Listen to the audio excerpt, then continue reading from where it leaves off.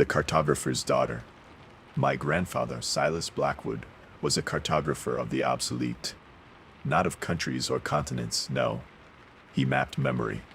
He claimed the world wasn't just a surface, but layered with echoes, impressions, moments clinging to places like moss. He charted these resonances, marking them on vast, hand-drawn maps filled with symbols I never understood. My father dismissed him as a madman. I, as a child, was captivated. When he died, he left me his house, a crumbling Victorian perched on the edge of Harrow's Peak, a place whispered to be unsettled even before my grandfather arrived. He left me, too, his maps, stacks upon stacks filling a vast, dust-choked library. They were my inheritance. My name is Alara Blackwood, and I inherited a nightmare. I moved in slowly, drawn by the allure of my grandfather's legacy, despite the pervasive feeling of being watched. The house itself exhaled the scent of decay and old paper. Rain drummed on the slate roof, a constant, mournful rhythm. The library, his sanctuary, was the heart of the unsettling. The maps weren't just drawn, they felt somehow. Running my fingers over the intricate lines felt like tracing the contours of a place I'd visited in a dream that left me with a lingering sense of wrongness. The symbols were the worst. They resembled no known language. My grandfather's notes, scrawled in a near-legible hand, offered cryptic explanations, phrases like, "The whispers of the fade, the weight of absence," and the chilling, repeated phrase, "Do not follow the crimson thread." I started cataloging the maps, trying to decipher his system. One map, labeled Havenwood, depicted a village I'd never heard of, nestled in a forest perpetually shrouded in twilight. It was marked with numerous symbols, clustered around a central point, the village well. Another, Ethelgard's Bloom, showed a sprawling field of flowers, each petal meticulously rendered, radiating a palpable sense of loss. The unsettling began subtly. Things misplaced. The scent of lavender when no lavender was present. The feeling of a cold breath on my neck when I was alone. I attributed it to grief, to the strangeness of the house, to my own overactive imagination fueled by my grandfather's eccentric stories. Then the dreams started. I wasn't in the house in my dreams. I was elsewhere. Standing on cobbled streets, surrounded by buildings that existed only on my grandfather's maps. The people were off. Their faces blurred, their movements jerky, like puppets controlled by unseen hands. They didn't acknowledge me. They simply were, existing in a silent, eternal present. In the dream of Havenwood, I stood by the well. The water shimmered with an unnatural luminescence. I felt an overwhelming urge to drink, a thirst that gnawed at my soul.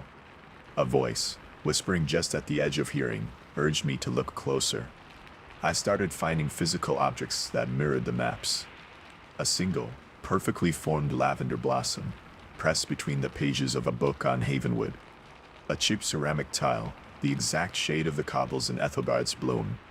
Small, innocuous things that shouldn't have existed. The crimson thread. I began to see it. Not literally, at first. Just the sense of it, a visual echo, a fleeting glimpse of scarlet in my peripheral vision. Then, it started to manifest. A thin, almost invisible strand of crimson, snaking through the patterns on the maps, binding different locations together. It appeared in the corners of my eyes, woven into the grain of the wood, shimmering in the moonlight. My father, convinced I was cracking up, sent a local historian, a Mr. Alistair Finch, to assess the situation. Finch was a dry academic man, dismissive of my grandfather's work. He called it romanticized nonsense. But as he examined the maps, a flicker of something, fear, recognition, crossed his face. "Your grandfather," he said slowly, adjusting his glasses. He was close to something. Something significant. He focused on the crimson thread. This is unusual. I've never seen anything like it. It seems to connect disparate locations. Places that shouldn't be linked. He warned me to be careful. To not pursue the connections. His warning only fueled my curiosity. I began following the crimson thread, not physically, but mentally tracing its route across the maps. It led me to increasingly unsettling locations. The moorwood, a forest perpetually weeping gray mist. The silent mire, a swamp choked with skeletal trees. The obsidian spire, a monolithic structure of black stone piercing the sky. The dreams intensified. I felt less like an observer and more like a participant. In the dream of the moorwood, I felt the chilling mist clinging to my skin, tasted the bitterness of the falling rain. In the dream of the silent mire, I felt the sucking mud pulling at my boots, heard the rustling of unseen creatures in the reeds. The house began to reflect the dreamscapes. The scent of wet earth permeated the air. I found patches of gray mist swirling in the corners of rooms. The shadows seemed to move on their own. I started keeping a journal, meticulously documenting everything. The misplaced objects, the unsettling sensations, the dreamscapes, the crimson thread. I felt as if I was losing my grip on reality. I was becoming something else. One evening, while studying the map of Ethelgard's Bloom, I noticed a new symbol. It hadn't been there before. It was a single, stylized eye, weeping a single tear. Underneath, in my grandfather's handwriting, was a single word: beware. The next morning, I found a single, withered flower, the exact type depicted on the map of Ethelgard's Bloom, lying on my pillow. Attached to it, a small, folded piece of paper. It contained a single sentence: "They remember you." I started to research the locations on the maps. Havenwood, Ethelgard's Bloom, the moorwood, the silent mire, the obsidian spire. None of them existed. At least they didn't now. But old records, fragmented and obscure, hinted at their existence. Villages swallowed by the earth, fields claimed by the sea, forests consumed by shadow. The locals, those few who still lived in the area, spoke of the lost places. They spoke in hushed tones, warning me to stay away from Harrow's Peak, to forget my grandfather's work.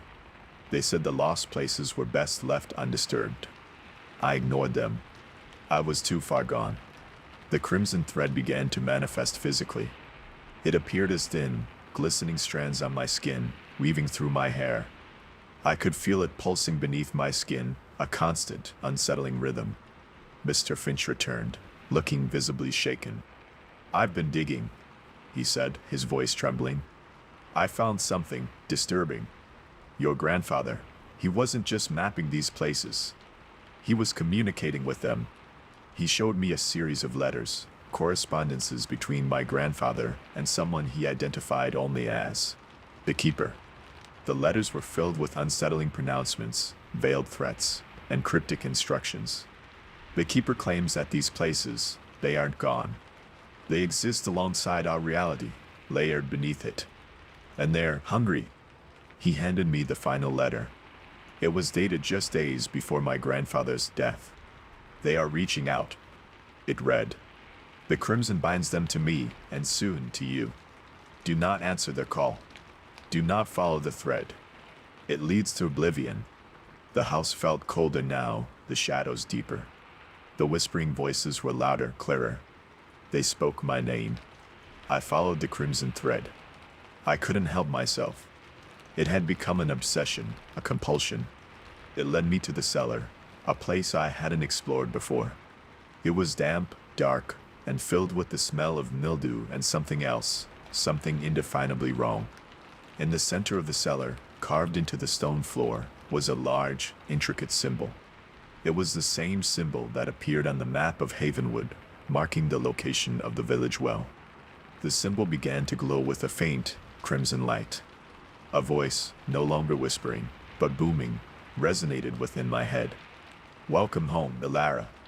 The floor beneath me began to crumble. I felt myself falling, plunging into a vortex of darkness and swirling colors. I landed on cobbled streets, surrounded by buildings that existed only on my grandfather's maps. The people were still blurred, still jerky, but now they were looking at me. They were smiling. I was in Havenwood. I walked towards the village well. The water shimmered with an unnatural luminescence. The voice urged me to drink. I drank. The world dissolved. I was no longer Ilara Blackwood. I was something else, something ancient, something woven from memories and shadows. I remembered. I remembered being one of them. I was a keeper. My purpose was to safeguard the lost places, to maintain the fragile balance between realities. My grandfather had interfered, had mapped our world, had given them a foothold. He had made a terrible mistake. Now I would finish what he started. I would open the gates. I would bring the lost places into our world, and I would welcome home those who remembered. The crimson thread pulsed, a beacon in the twilight. I smiled. The world would soon remember us. The bloom of Hollow Creek. They called it. The bloom. Every 5 years, the town of Havenwood, nestled deep in the Appalachian Mountains, experienced an anomaly. The flora surrounding the town exploded with an unnatural beauty. Flowers bloomed in impossible colors, vines twisted into elaborate sculptures, and the air hung heavy with a cloying sweetness. Tourists flocked to witness the spectacle, unaware of the subtle, unsettling changes that wrought upon the town and its inhabitants. Elias Thorne was a botanist, a disgraced one, to be precise. My theories on plant sentience and communication had been ridiculed by the scientific community, branding me a crank and effectively ending my career. Seeking refuge from the scorn and the suffocating weight of my own failures, I'd retreated to Havenwood, hoping to find solace in the quiet rhythm of rural life. I rented a small cabin just outside of town, determined to study the local flora and quietly pursue my research. The first few months were pleasant enough. The locals were friendly, if a little peculiar. They seemed overly preoccupied with the growth cycles of the plants, constantly tending to their gardens and meticulously documenting every new bud and blossom. They spoke of the bloom with a reverence that bordered on worship. Then the bloom started. It began subtly. A single, and possibly vibrant orchid blooming in Mrs. Hawthorne's window box. A patch of luminescent moss carpeting the town square. The air grew heavy with a sickly sweet fragrance that clung to your clothes and lingered in your nostrils. I, of course, was fascinated. I began taking notes, meticulously documenting the changes. The speed of the bloom was unprecedented. Plants grew at an alarming rate, intertwining with buildings, climbing over fences, swallowing the town in a verdant embrace. The locals seemed altered. They moved with a newfound grace, their eyes gleaming with an unsettling serenity. They spoke less, communicated more through gestures and shared glances. Their expressions were unchanging, frozen in a perpetual state of contented acceptance. I tried to engage them in conversation about the bloom, about the changes it was bringing. They would smile, nod, and offer vague platitudes about the beauty of nature and the harmony of the seasons. Their responses felt rehearsed. I started noticing other things. The animals were gone. No birdsong. No squirrels scampering through the trees. Just the rustling of leaves and the incessant hum of insects. The sounds of human activity were diminishing, replaced by the relentless growth of the flora. My neighbor, Martha, was one of the first to change noticeably. She was a kind, elderly woman who used to bake me apple pies. Now, she spent her days tending to a massive tangle of vines that had completely engulfed her house. She no longer spoke, her eyes fixed on the vines with an almost hypnotic gaze. I tried to talk to her, to shake her out of her trance. She simply smiled, a vacant, unsettling expression, and pointed to the vines, as if they were the answer to everything. Then the dreams started. Vivid, unsettling visions of a vast, interconnected network of roots and tendrils, pulsing with a strange, ethereal light. A chorus of whispering voices, speaking in a language I couldn't understand, yet somehow felt deep within my soul. A sense of being absorbed. I tried to dismiss them as stress-induced hallucinations, but the feeling of dread persisted. I felt as if something was watching me, observing my every move, probing my thoughts. I started experiencing memory lapses. Moments where I couldn't recall what I'm doing, where I'm supposed to be. The edges of my memories began to blur, fragmented, like pieces of a shattered mirror. I tried to document my experiences, to record my observations in my notebook. But the words felt wrong. as if something was guiding my hand, forcing me to write things I didn't intend. One morning, I woke up to find my cabin completely overgrown with vines. They had infiltrated every corner, twisting around my furniture, creeping up the walls. I felt a strange sense of acceptance, as if I belonged there, as part of the green embrace. I ventured into town. The transformation was complete. The streets were choked with vegetation. The houses were swallowed by vines. The people were gone. Or rather, they had become something else. They were extensions of the plants. Their bodies intertwined with roots and branches, their faces obscured by leaves and blossoms. They moved with the slow, deliberate rhythm of the flora, their eyes gleaming with an unsettling serenity. They were beautiful, disturbingly so. I realized then that I wasn't an observer anymore. I was becoming part of it. The memories I had struggled to retain were fading like old photographs. The need for separation and individuality dissipated with each passing hour. A vine, thicker than my arm, reached out and gently coiled around my ankle. I didn't resist. I felt no fear, no apprehension, only a sense of peaceful surrender. I looked down at my hands. They were changing. The skin was hardening, taking on a greenish hue. Tiny leaves sprouted from my fingertips. I smiled, a vacant, unsettling expression, mirroring the faces of the others. I looked up at the sky, a fleeting glimpse of blue through the dense canopy of leaves. I felt a strange sense of belonging. I turned and walked towards the center of town, my footsteps lost in the rustling of leaves. I reached out and gently caressed a blossoming flower. And I knew, with a certainty that transcended words, that I was home. The bloom continued, spreading outwards, consuming everything in its path.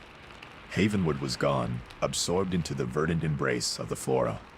A monument to the power of nature, a testament to the unsettling beauty of the bloom. And somewhere, deep within the heart of the verdant embrace, a faint memory lingered, a flicker of a man named Elias Thorne, lost in the rustling of leaves. "Your grandfather," he said slowly, adjusting his glasses. He was close to something significant. He focused on the crimson thread. This is unusual. I've never seen anything like it. It seems to connect disparate locations, places that shouldn't be linked. He warned me to be careful, to not pursue the connections. His warning only fueled my curiosity. I began following the crimson thread, not physically, but mentally, tracing its route across the maps. It led me to increasingly unsettling locations. The Moorwood, a forest perpetually weeping gray mist. The Silent Mire, a swamp choked with skeletal trees. The Obsidian Spire, a monolithic structure of black stone piercing the sky. The dreams intensified. I felt less like an observer and more like a participant. In the dream of the Moorwood, I felt the chilling mist clinging to my skin, tasted the bitterness of the falling rain. In the dream of the Silent Mire, I felt the sucking mud pulling at my boots, heard the rustling of unseen creatures in the reeds. The house began to reflect the dreamscapes. The scent of wet earth permeated the air. I found patches of gray mist swirling in the corners of rooms. The shadows seemed to move on their own. I started keeping a journal, meticulously documenting everything. The misplaced objects, the unsettling sensations, the dreamscapes, the crimson thread. I felt as if I was losing my grip on reality. I was becoming something else. One evening, while studying the map of Ethelgard's bloom, I noticed a new symbol. It hadn't been there before. It was a single, stylized eye, weeping a single tear. Underneath, in my grandfather's handwriting, was a single word: beware. The next morning, I found a single, withered flower, the exact type depicted on the map of Ethelgard's bloom, lying on my pillow. Attached to it, a small, folded piece of paper. It contained a single sentence: "They remember you." I started to research the locations on the maps. Havenwood, Ethelgard's bloom, the Moorwood, the Silent Mire, the Obsidian Spire. None of them existed. At least they didn't now. But old records, fragmented and obscure, hinted at their existence. Villages swallowed by the earth, fields claimed by the sea, forests consumed by shadow. The locals, those few who still lived in the area, spoke of the lost places. They spoke in hushed tones, warning me to stay away from Harrow's Peak, to forget my grandfather's work. They said the lost places were best left undisturbed. I ignored them. I was too far gone. The crimson thread began to manifest physically. It appeared as thin, glistening strands on my skin, weaving through my hair. I could feel it pulsing beneath my skin, a constant, unsettling rhythm. Mr. Finch returned, looking visibly shaken. "I've been digging," he said, his voice trembling. "I found something disturbing. Your grandfather, he wasn't just mapping these places. He was communicating with them.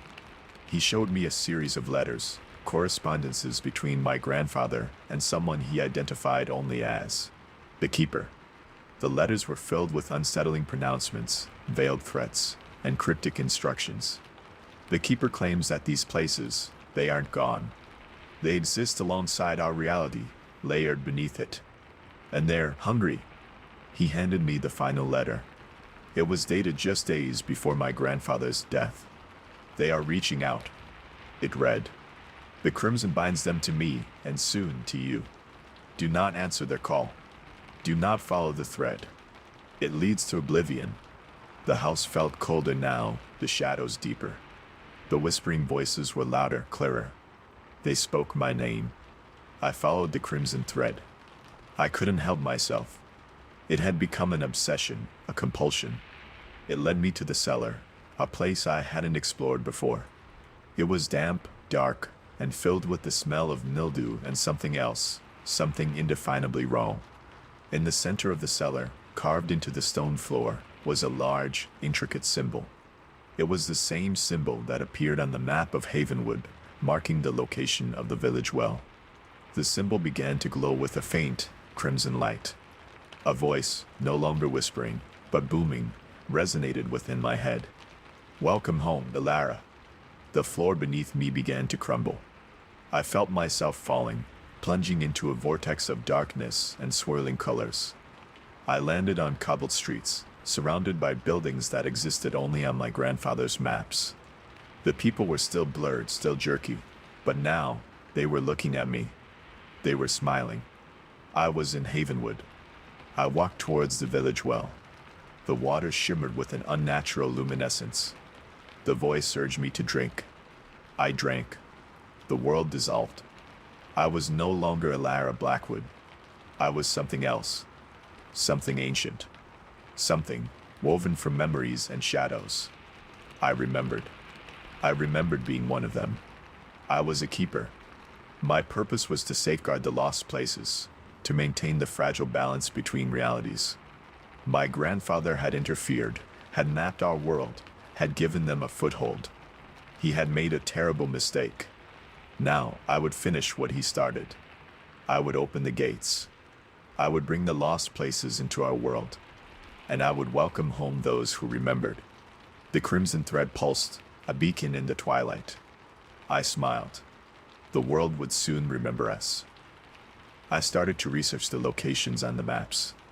Havenwood, Ethelgard's Bloom, the Moorwood, the Silent Mire, the Obsidian Spire. None of them existed.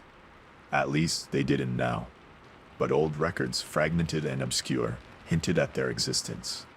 Villages swallowed by the earth, fields claimed by the sea, forests consumed by shadow. The locals, those few who still lived in the area, spoke of the lost places.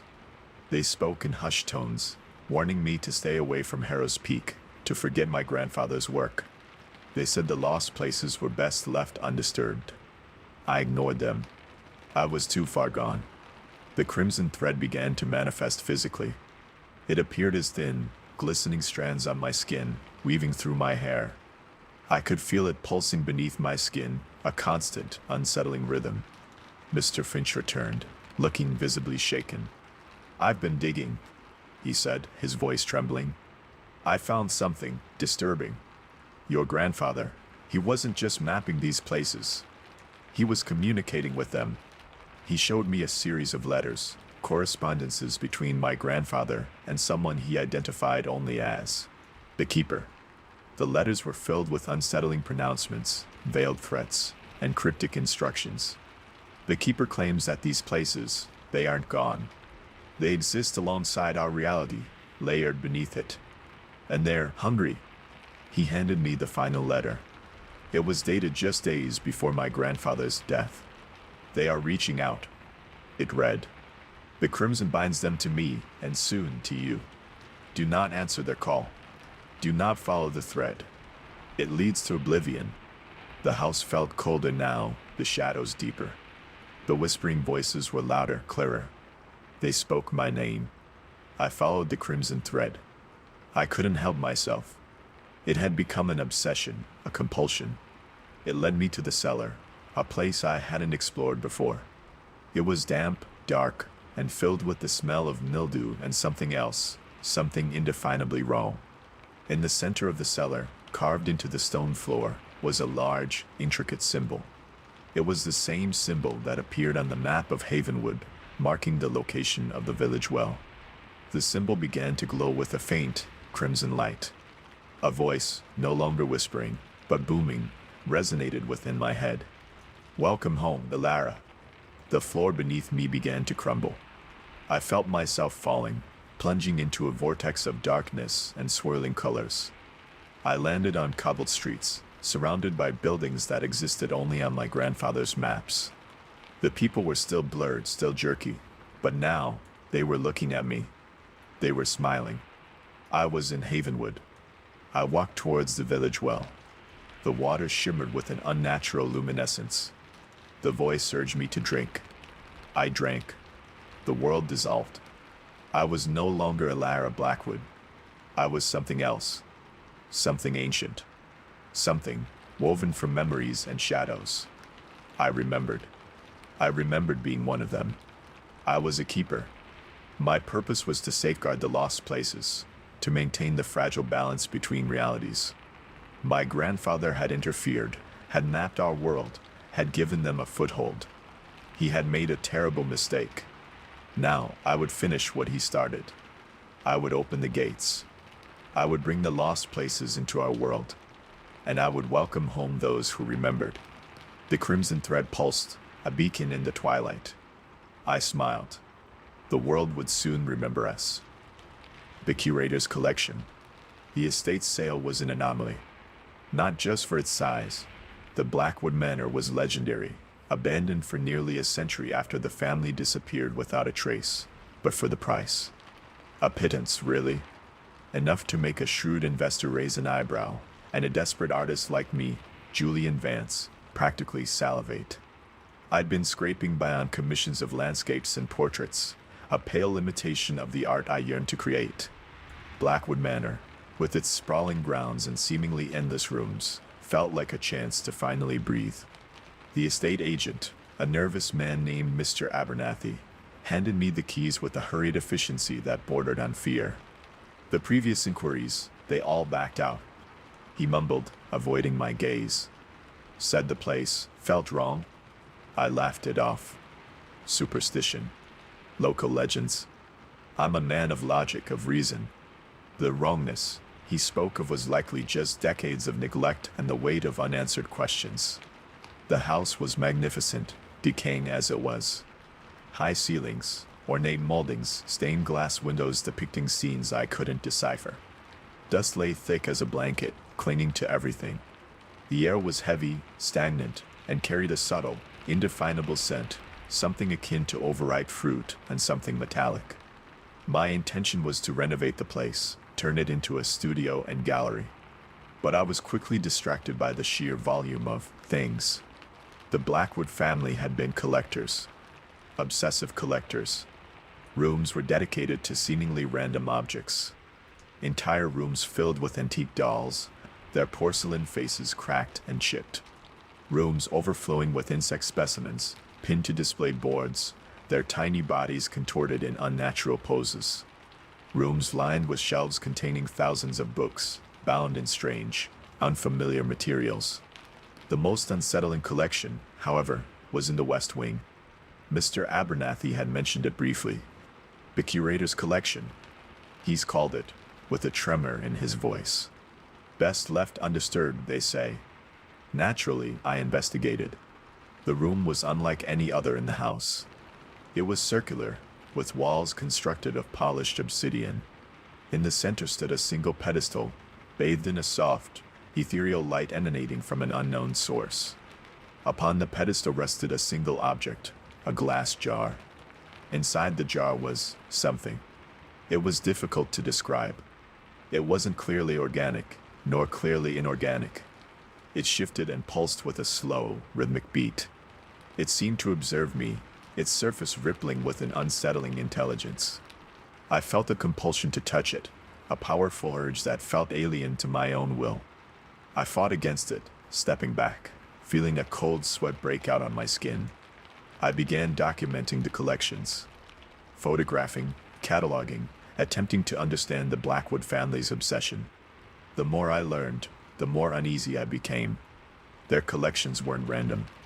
They followed a pattern, a strange, unsettling taxonomy. The dolls weren't just dolls. They represented stages of something. The insects were categorized by their perceived resonance, with specific locations. The books contained alchemical formulas and diagrams depicting bizarre anatomical structures. I started experiencing strange occurrences. Whispers in the dead of night. Shadows flickering in my peripheral vision. The feeling of being watched, not in a threatening way, but in a curious way. My art began to change. The landscapes I painted were becoming distorted, the portraits unsettlingly lifelike, almost predatory. I found myself drawn to depicting the objects in the Blackwood collections, my brush moving almost involuntarily. I tried to contact Mr. Abernathy, but he was unresponsive. His phone went straight to voicemail. When I drove to his office, I found it closed, a handwritten note taped to the door. Due to unforeseen circumstances, the office is temporarily suspended. I was alone. Then I found the journals, hidden within a false panel in the curator's collection room. Hundreds of journals, spanning decades, chronicling the Blackwood family's descent into obsession. They detailed their experiments, their discoveries, their growing conviction that reality was not what it seemed. They spoke of resonance, of harmonization, of the need to collect the echoes. The curator, Elias Blackwood, was the most fervent believer. He wrote of finding a way to perceive the subtle realities that lay beneath the surface of our own. He believed that by collecting objects of resonance, he could unlock a deeper understanding of the universe, a glimpse beyond the veil. The glass jar, the one in the curator's collection room, was his most prized possession. He called it the resonance conduit. He believed it contained a fragment of a reality beyond our own, a glimpse of the great harmony. The journals also contained warnings. Warnings about the dangers of tampering with forces beyond comprehension. Warnings about the price of knowledge. Warnings about the echoes themselves. The echoes, it seemed, were not merely passive reflections. They were sentient, aware, and capable of influencing the world around them. And they were drawn to the resonance conduit. I started seeing them, not as distinct entities, but as distortions in my perception. Fleeting glimpses of impossible geometries, shifting colors, impossible sounds. They invaded my dreams, twisting them into nightmarish landscapes of impossible architecture and unsettling familiarity. My body started to change, subtly at first. A persistent tremor in my hands, a heightened sensitivity to light and sound. Then, more disturbing changes. My skin took on a faint, opalescent sheen. My eyes grew larger, more sensitive. I felt connected to something beyond myself. I looked in the mirror and saw a stranger staring back. A man who was both myself and something else entirely. I realized what Elias Blackwood had done. He hadn't just collected the echoes. He had merged with them. And now, I was following in his footsteps. The opalescent sheen on my skin wasn't just cosmetic. It was a resonating field, drawing in the echoes, amplifying their influence. My eyes weren't just larger. They were windows, portals to realities beyond comprehension.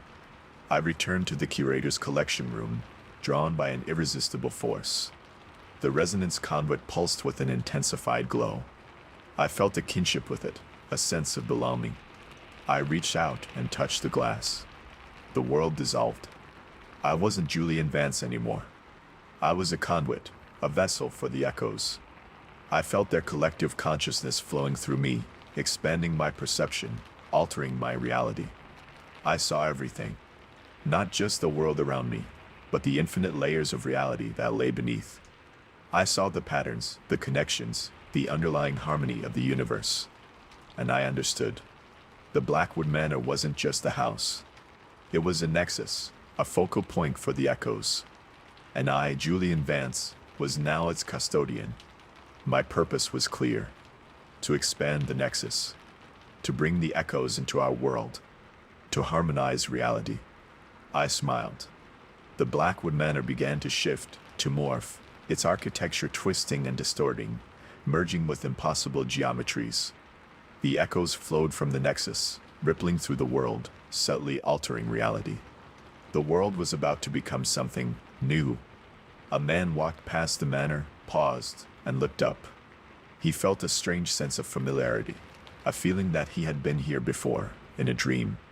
He blinked, and the feeling was gone. He shrugged and continued on his way, unaware that the very fabric of his reality had been subtly altered. The Blackwood Manor remained, a silent sentinel, a gateway to a universe beyond comprehension.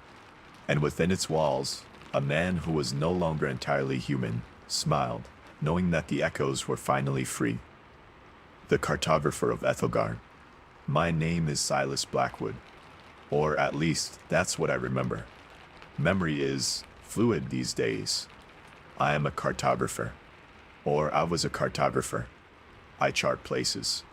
Not the kind that exist on any map you might find. Places beyond. Places that whisper. I live in a lighthouse. A solitary, crumbling sentinel on the coast of a land that doesn't appear on any official charts. Ethelgard. It's a place of perpetual twilight, shrouded in mist, where the sea sighs with a melancholy that seems to penetrate the very bones. I came here seeking something. I can't quite recall what. Escape, perhaps. A purpose. A truth. The locals, a taciturn and wary people, call me the Watcher. They leave offerings of fish and salt at the lighthouse door, mumbled prayers and averted gazes. They seem to fear me, and yet they depend on me. Why? Because I chart the shifting lands. The shifting lands are the heart of Ethelgard's strangeness. They are regions where the geography is mutable, where mountains rise and fall overnight, where rivers flow backwards, where entire forests relocate without a trace. They exist outside of normal space, connected to elsewhere. My duty is to map these changes, to record the movements, to try and understand the patterns. It's a lonely task, a maddening task. My tools are simple: parchment, ink, compass, and a peculiar instrument I crafted myself, a resonance finder. It's a complex arrangement of crystals and copper coils that hums faintly when near areas of spatial anomaly. It guides my explorations. It also whispers. The whispers started subtly. At first, I dismissed them as the wind whistling through the lighthouse's cracks. Then, they became more distinct. Voices, murmuring in a language I don't recognize yet somehow understand.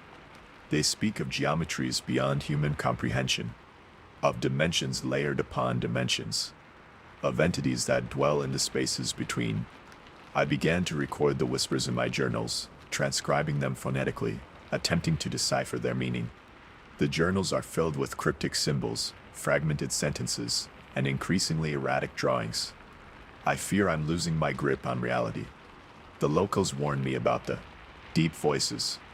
They say the shifting lands are not meant to be mapped, that the deep voices will claim those who trespass. I ignore them. My purpose compels me. My maps have become strange. The lines twist and writhe, defying Euclidean geometry. The land masses shift and rearrange themselves, forming impossible shapes. I can't seem to control the process. It's as if the maps are drawing themselves. I've begun to see things.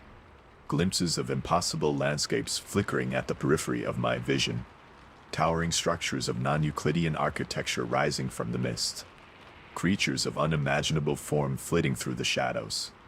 I tried to capture them in my drawings, but my hand trembles, and the images become distorted, grotesque caricatures of reality.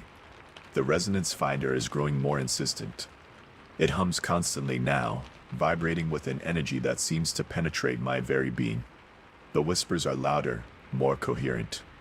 They are beckoning me. They are inviting me to join them. I'm starting to doubt my own memories. Fragments of my past flicker and dissolve, replaced by scenes I don't recognize. Faces I can't place. A life I can't recall. Am I Silas Blackwood? Or am I someone else entirely? I found a photograph recently. A faded image of a man standing beside a younger version of myself. He's smiling, confident, almost happy. I don't remember him. I don't recognize him. The image feels alien, like a relic from another life. The locals have stopped leaving offerings at the lighthouse door. They avoid my gaze. They whisper behind their backs. I sense their fear, their suspicion. I feel isolated, adrift in a sea of uncertainty. I'm starting to lose track of time. The days bleed into nights. The seasons blur into a perpetual twilight. I exist in a state of suspended animation, caught between worlds, adrift in a sea of madness. The maps are complete now. They represent the entirety of the shifting lands. They are a testament to my obsession, my madness, my ultimate failure. They are also a key. I've discovered a pattern in the shifting landscapes. A sequence of anomalies that repeat, rotate, resonate. A cosmic song, sung in the language of geometry. The maps are not merely representations of the shifting lands. They are a key to unlocking them. I've started to hear the deep voices clearly now. They speak directly to me, guiding my actions, shaping my thoughts. They promise knowledge, power, transcendence. They offer me a place among them. I've prepared for my final journey. I've gathered my tools, my maps, my resonance finder. I've donned a cloak of shimmering, iridescent fabric that seems to shift and ripple with the light. I've stepped out of the lighthouse and into the swirling mist. The resonance finder pulses with an intense, overwhelming energy. The maps unfurl before me, revealing a pathway through the swirling mists. The deep voices sing me onward, guiding my steps. I see it now. A gateway. A shimmering portal that leads to elsewhere. The shifting lands converge, revealing a glimpse of a reality beyond human comprehension. I take a deep breath and step through the gateway. The world dissolves into a kaleidoscope of colors and sensations. I feel myself expanding, dissolving, merging with something vast and ancient. I see it all now. The true nature of the shifting lands. The true purpose of my journey. The terrifying, magnificent truth of the universe. I am no longer Silas Blackwood. I am one with the shifting lands. I am the cartographer of the infinite. And the maps are not finished. They are only beginning. The Archivist's request. The rain was a perpetual gray curtain over Harrogate. It always felt like it was about to start, but rarely ever did. Just a damp, clinging humidity that settled into your bones and refused to leave. I'd come to Harrogate for a job, a quiet, solitary existence amidst crumbling Victorian architecture and a palpable sense of history. I was hired as an archivist at Blackwood Manor, a sprawling estate that had been in the Blackwood family for generations. My predecessor, Mr. Abernathy, had disappeared 6 months prior. Officially, it was listed as a leave of absence, but the rumors around town whispered of something more sinister. The Blackwoods, naturally, were tight-lipped. The current head of the family, Mrs. Eleanor Blackwood, a woman with eyes like chipped flint and a voice that carried the weight of centuries, had simply stated that Mr. Abernathy needed a break.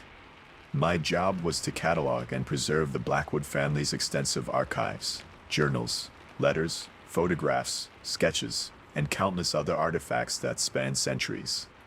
The archives were housed in a labyrinthine section of the manor's basement, a damp, echoing space filled with the scent of dust and decay. The air felt heavy, oppressive, as if the weight of the past pressed down on my shoulders. Mrs. Blackwood gave me a single, chilling instruction. Do not, under any circumstances, open the Thorn collection. Naturally, that's exactly what I did. The Thorn collection was sealed behind a thick iron door, bearing a single, tarnished brass plate. Thorn do not disturb. I tried to ignore it, focusing on the other, seemingly endless piles of documents. But the curiosity gnawed at me. The air around the Thorn collection door felt different, colder, charged with an unsettling energy. I spent weeks researching the Thorn family, discovering that they were a branch of the Blackwood line, renowned for their eccentric, often unsettling, pursuits. They were alchemists, astrologers, and according to local folklore, practitioners of forbidden arts. Finally, I couldn't resist any longer. I found a hidden mechanism, a series of levers and gears concealed within the wall, and the iron door creaked open, revealing a small, circular chamber. The chamber was filled with strange objects, astrological charts, alchemical apparatus, and shelves lined with leather-bound journals. The air was thick with the smell of incense, and something else, something vaguely metallic, unsettling. I began to read the journals. They were written by Elias Thorn, a 18th century member of the family. His early entries were filled with scientific observations and philosophical musings. But as I read further, his writing became increasingly erratic, his thoughts spiraling into obsession and paranoia. He wrote about the Whisper, a disembodied voice that spoke to him in his dreams, guiding him towards a hidden knowledge. The Whisper promised to reveal the secrets of the universe, but at a price. The price, he writes, is the unraveling. He began to conduct experiments, attempting to harness the power of the Whisper. His descriptions of the experiments were disturbing, involving complex rituals and the manipulation of arcane symbols. He believed he was on the verge of a breakthrough, a moment of transcendence. Then, the entries stopped abruptly. The final page was covered in frantic scribbles, a single word repeated over and over. Unraveling. I felt a chill crawl down my spine. I closed the journal and looked around the chamber, feeling as if I were being watched. I dismissed it as my imagination, the product of an overactive mind and the oppressive atmosphere of the chamber. But the feeling persisted.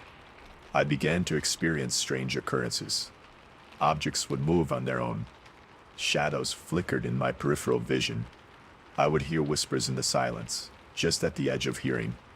I tried to rationalize it, attributing it to the old house settling, to drafts, to the effects of sleep deprivation.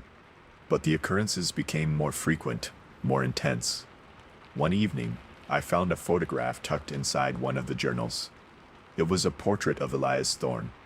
His eyes were hollow, his expression haunted. And in the background, barely visible in the shadows, was a figure, something indistinct, unsettling, that seemed to ride just beyond the edges of comprehension. That's when I started losing track of time. Days blurred into nights. I would find myself wandering through the manor, drawn to the Thorn collection, compelled to read the journals, to unravel the mysteries of Elias Thorn's descent into madness. I began to see things in my dreams. Visions of swirling galaxies, of impossible geometries, of a voice whispering secrets in my ear. The voice promised knowledge, power, transcendence. It urged me to continue the work of Elias Thorn, to unlock the secrets of the Whisper. I tried to resist, but the voice was insistent, seductive. It chipped away at my resolve, eroding my sanity. I began to write in a journal of my own. My writing mirrored the style of Elias Thorn, my thoughts spiraling into obsession and paranoia. I wrote of the Whisper, of the knowledge it offered, of the unraveling that awaited me. I looked in a mirror one evening and didn't recognize the man staring back. His eyes were hollow, his expression haunted. And in the shadows behind him, I saw a figure, something indistinct, unsettling, that seemed to ride just beyond the edges of comprehension. I realized then that I was becoming Elias Thorn. I found myself back in the Thorn collection chamber, staring at the final entry in Elias Thorn's journal. The page was blank except for a single sentence, written in a shaky hand. The unraveling has begun. Suddenly, I heard a voice behind me. It was Mrs. Eleanor Blackwood. You shouldn't have opened the Thorn collection, she said, her voice cold and devoid of emotion. I had to know, I replied, my voice trembling. Some knowledge is best left buried, she said. The whisper is a dangerous thing. It feeds on curiosity, on ambition, on sanity. What is the whisper? I asked. She smiled, a chilling, unsettling smile. It is the echo of a forgotten truth, a glimpse into the abyss. And now you have heard it. She stepped closer, her eyes burning into mine. You are unraveling. I looked down at my hands and saw that they were starting to shimmer, to dissolve, to fade. I felt myself being pulled apart, my thoughts scattering like dust in the wind. The last thing I saw was Mrs. Blackwood's smiling face, and a single word whispered on the wind. Welcome. The Weaver of Hollow Creek. The rain in Havenwood wasn't rain, exactly. It was a perpetual weeping of the sky, a damp mist that clung to everything and seemed to seep into your very bones. I'm a folklorist, specializing in forgotten rural legends, the kind of stories dismissed as nonsense, until you find a single, unsettling kernel of truth buried within.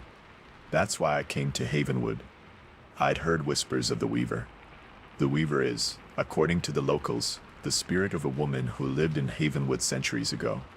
They say she was a skilled weaver, renowned for her intricate tapestries, but also rumored to be a recluse with a dark secret.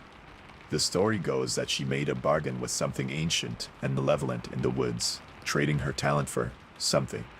Now, she weaves the fates of Havenwood's residents into her tapestries, controlling their lives, dictating their deaths. The locals were, understandably, reluctant to speak of her. Their voices dropped to hushed tones, their eyes darting nervously into the shadows of the dense woods that surrounded the town. I rented a small cottage on the edge of town, a damp, drafty place overlooking Hollow Creek, a sluggish, murky waterway that snaked through the valley. The name, I was told, referred not just to the creek itself, but to the hollowness that settled in the hearts of those who lived in Havenwood. My primary source was old Mrs. Alara Croft, the town's self-appointed historian and a repository of local lore. She was a frail woman with eyes that seemed to hold centuries of secrets, and a voice as dry as autumn leaves. She agreed to share her knowledge, but only after I promised to respect the local customs and, most importantly, to stay away from the old mill. The old mill is where she weaves, she's told me, her voice barely a whisper. Don't go near it. Ever. The old mill was a ruin, of course. A crumbling husk of stone and timber, swallowed by the encroaching woods. It stood on a rise overlooking Hollow Creek, its broken water wheel hanging silent and still. Even from a distance, I could feel its oppressive weight, its sense of wrongness. I began to document the local legends, interviewing residents, collecting oral histories, and poring over old records. The story of the Weaver was consistently the most unsettling. There were variations, of course. Some said she cursed the town for a slight. Others claimed she was merely trying to protect them from a greater evil. But the core narrative remained the same. The Weaver controlled their destinies through her tapestries. Strange things began to happen. Objects would disappear from my cottage, only to reappear in different locations. I would hear whispers in the darkness, voices calling my name. I started having nightmares, vivid, unsettling dreams of shadowy figures weaving intricate patterns on massive looms. The locals grew wary of me. They avoided my gaze, their conversations abruptly ceasing when I approached. I felt like an outsider, a trespasser in a place I didn't belong. One evening, I decided to explore the woods near Hollow Creek. The rain was falling softly, creating a thick mist that clung to the trees. The air was heavy with the scent of damp earth and decaying leaves. I stumbled upon a clearing, and in the center stood a small, dilapidated cottage. It was hidden deep within the woods, almost completely obscured by the dense foliage. A single lamp burned in the window, casting an eerie glow on the surrounding trees. It was the Weaver's cottage. I approached cautiously, my heart pounding in my chest. The door was slightly ajar, and I could hear the rhythmic clicking of a loom coming from within. I pushed the door open and stepped inside. The cottage was filled with the scent of old wool and dried herbs. A massive loom dominated the room, its intricate mechanisms clicking and whirring as it wove a massive tapestry. The tapestry depicted the history of Havenwood, its scenes shifting and changing as I watched. And then I saw her. She was an old woman, her face etched with wrinkles, her eyes glowing with an unnatural light. She was hunched over the loom, her fingers flying across the threads, weaving a new scene onto the tapestry. It was me. She was weaving me into the tapestry. I tried to speak, to run, but I was frozen in place, unable to move. She looked up and smiled, a chilling, unsettling smile. "You shouldn't have come here," she said, her voice raspy and dry. "Who are you?" I managed to stammer. "I am the weaver," she replied. "And you are now part of my design." She pointed to the tapestry, and I saw that my image was now woven into the fabric, my fate intertwined with the history of Havenwood. "But why?" I asked, desperate for some explanation. "Havenwood was neglected," she said, her voice low and mournful. "Forgotten. I simply guide them, protect them, ensure their stories are remembered. But you control them," I protested. "You dictate their lives." "They need a direction," she insisted. "They lacked purpose." She returned to her weaving, the clicking of the loom filling the room. "Now you understand. Now you will be remembered." I closed my eyes, desperately trying to escape the nightmare. When I opened them, I was back in my cottage, the rain drumming against the windows. Was it all a dream? I looked around the room, and my gaze fell upon a small tapestry hanging on the wall. It was a replica of the one I had seen in the weaver's cottage, and as I looked at it, I noticed something peculiar. My image was now woven into the fabric, my fate intertwined with the history of Havenwood. I was trapped. I was part of the design. The next morning, I awoke to find a note on my doorstep.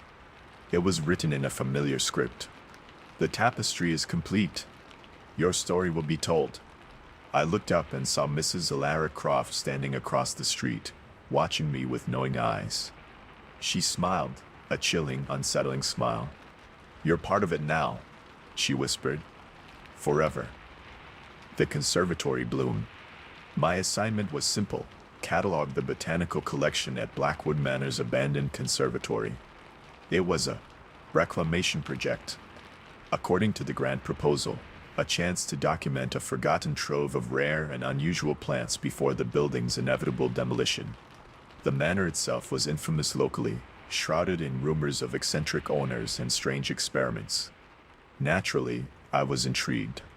The conservatory was a glass behemoth attached to the manor's east wing, swallowed by overgrown ivy and choked by years of neglect.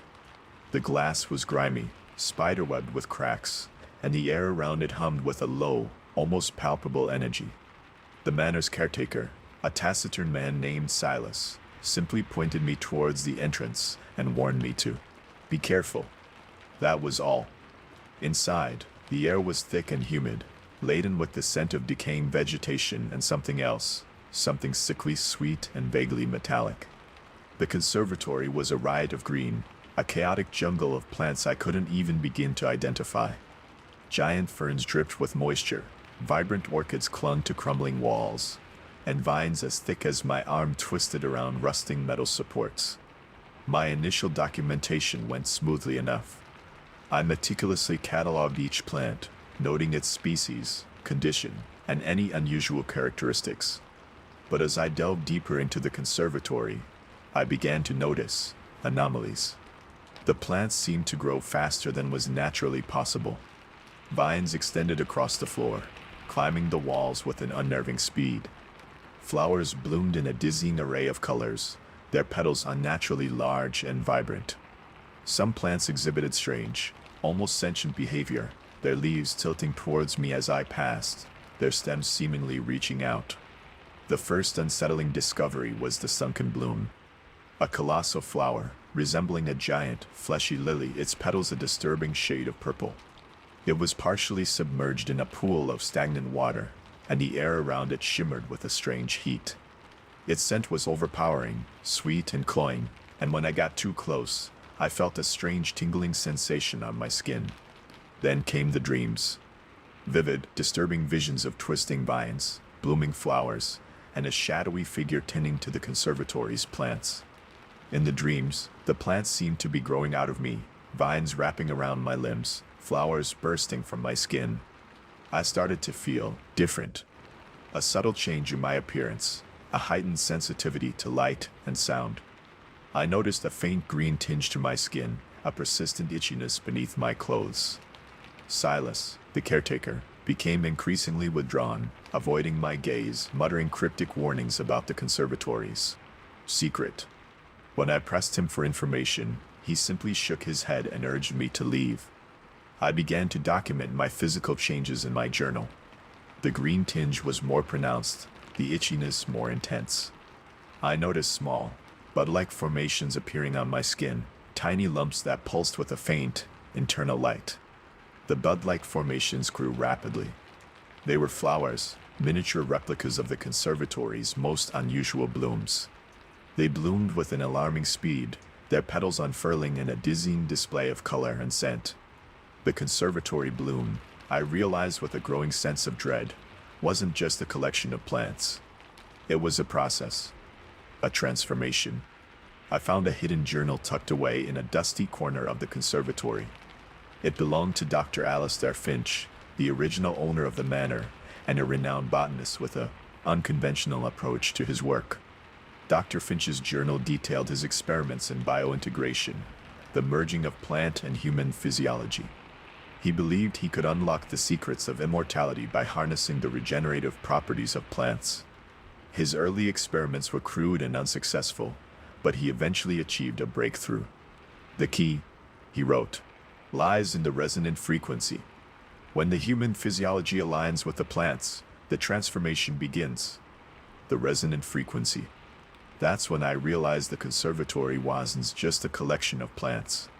It was a resonant chamber, amplifying and focusing the plants' frequencies. I was inside the heart of the experiment. I looked at my reflection in a rain-streaked window and saw a horrifying image. My skin was covered in a network of vines and blossoms, my hair a tangle of leaves and tendrils. I was no longer human. The conservatory bloom was consuming me. Silas found me in the conservatory, surrounded by a jungle of vibrant foliage. He didn't seem surprised. "You've become part of the garden," he said, his voice devoid of emotion. "What am I supposed to do?" I pleaded, my voice raspy and strained. "There's nothing to be done," he replied. "The process is irreversible." He raised a rusted pruning shears and moved to prune the vines from my arms. But as he did, I felt a surge of power, a connection to the plants that surrounded me. The vines recoiled, whipping around his legs and snaring him in a tangle of foliage. I understood now. I wasn't just a victim of the conservatory bloom. I was its guardian. I looked at Silas, his face contorted in fear, and felt a surge of empathy. But there was nothing I could do to save him. The conservatory bloom demanded a sacrifice. I turned away and walked deeper into the conservatory, becoming one with the garden. My body became a living sculpture, a testament to the power of nature. I was no longer human, but I was alive. I was the conservatory bloom, and the garden would continue to grow. The archivist's gaze. My job was simple: catalog and digitize the collection of the Blackwood Historical Society. A quiet, solitary task, perfect for someone like me, a historian drawn to the shadows of the past, the forgotten corners of human experience. The Society's archives were legendary, rumored to contain a wealth of local lore, personal correspondence, and countless forgotten documents. The building itself, a Victorian-era mansion, only added to the allure. The mansion was imposing, with towering ceilings, long, echoing hallways, and an oppressive sense of age. The archive room was located on the third floor, a vast, windowless space crammed with shelves overflowing with dusty boxes and leather-bound books. The air was thick with the scent of decaying paper and a faint, unsettling aroma I couldn't quite place. My supervisor, Mrs. Evelyn Thorne, was an elderly woman with a sharp mind and an even sharper tongue. She was the Society's curator and a descendant of the Blackwood family, the original owners of the mansion. She seemed intensely protective of the archives, bordering on obsessive. "These documents are more than just history, Mr. Davies," she said on my first day. "They're a legacy, a responsibility." I began my work, carefully sorting, cataloging, and scanning the documents. The collection was fascinating: old photographs, town records, personal letters, diaries, and sketches. I was particularly drawn to a series of journals belonging to a local artist named Silas Blackwood, a distant relative of Mrs. Thorne. His journals chronicled his experiences living in the mansion in the late 19th century, detailing his fascination with the surrounding woods and his increasingly unsettling observations of the local wildlife. As I delved deeper into Silas Blackwood's journals, I began to notice a strange pattern. His entries became increasingly erratic, filled with obsessive descriptions of eyes. The eyes of animals, the eyes of people, the eyes of something else. He wrote about feeling watched, of being observed by an unseen presence. "They're always watching," he wrote in one entry. "Their gaze is relentless, their purpose unknown." I started experiencing similar feelings. A sense of being watched, of being observed by an unseen presence. I would catch glimpses of movement in the periphery of my vision, fleeting shadows that vanished when I turned to look. The feeling was subtle, insidious, gradually eroding my sense of security. The photograph collection proved to be the most unsettling. As I scanned the images, I noticed a recurring motif: portraits of local residents with unnervingly intense gazes. Their eyes seemed to follow me across the room, their expressions unreadable. I started to feel like I was being scrutinized, analyzed, judged. The feeling intensified whenever I looked at the portraits. I began to avoid them, but the feeling persisted. I confided in Mrs. Thorne, hoping for some explanation, but she simply dismissed my concerns as stress and fatigue. "You're letting your imagination run away with you, Mr. Davies," she said with a dismissive wave of her hand. "These are just old photographs. They can't possibly affect you." But I knew better. There was something wrong with the archives, with the mansion, with the eyes in the photographs. One evening, while working late, I discovered a hidden compartment in one of the shelves. Inside, I found a small, leather-bound book with no title. The pages were filled with handwritten notes and sketches, detailing a local legend known as the Gaze. According to the legend, a malevolent entity resided within the Blackwood mansion, capable of observing and manipulating the thoughts and emotions of those who entered. The entity manifested as a collective gaze, a silent, unrelenting surveillance that could drive people to madness. The notes indicated that the entity fed on the memories and experiences of its victims, absorbing their essence and adding it to its own. The entity was drawn to those who delved too deeply into the past, those who sought to uncover its secrets. I realized that I was its target. The eyes in the photographs began to appear everywhere, in the wallpaper, in the shadows, in the reflections of the windows. They were a constant reminder of the entity's presence, a silent testament to its power. I tried to escape, to leave the mansion, but I found myself inexplicably drawn back. The entity had a hold on me, a silent, irresistible force that kept me tethered to its domain. The entity began to communicate with me, not through words, but through images and emotions. It showed me fragments of the past, glimpses of the lives of those who had come before me. I saw their pain, their fear, their madness. The entity showed me my own past, my own regrets, my own deepest insecurities. It used my own memories and emotions against me, twisting them into instruments of torment. I began to lose my grip on reality. The line between the past and the present blurred. I started to believe that I was not myself, but a mere puppet of the entity's will. Mrs. Thorne began to act strangely. Her eyes seemed hollow, her movements mechanical. She started to speak in cryptic phrases, repeating phrases from Silas Blackwood's journals. "They're always watching," she'd say, her voice flat and lifeless. "Their gaze is relentless, their purpose unknown." I realized that she was not in control of her own actions. She was a victim of the entity's influence, a mere conduit for its malevolent power. I discovered a final entry in Silas Blackwood's journal, a desperate plea for help. The gaze is all-consuming, he wrote. There is no escape. The only way to defeat it is to become it. I understood then what I had to do.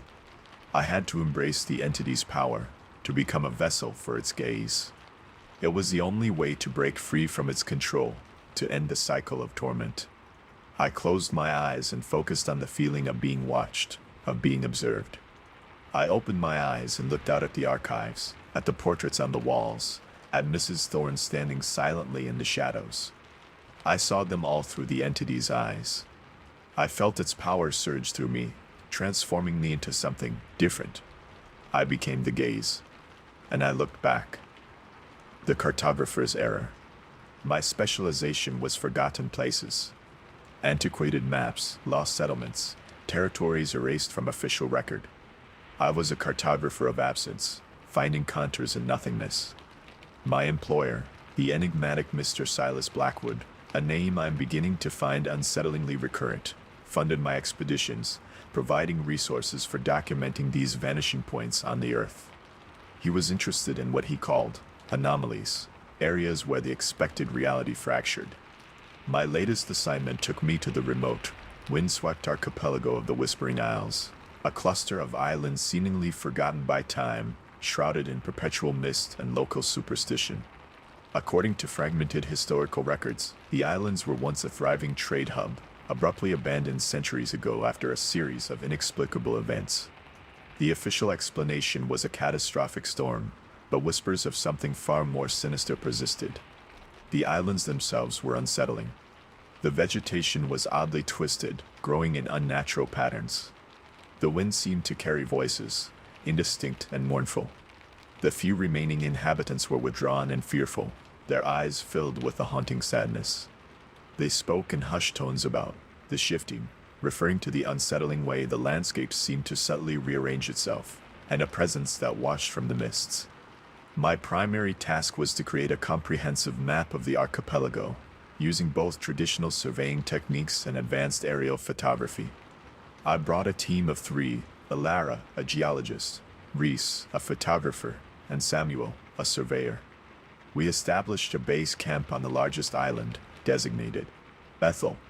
The mapping process began smoothly, but the anomalies started almost immediately.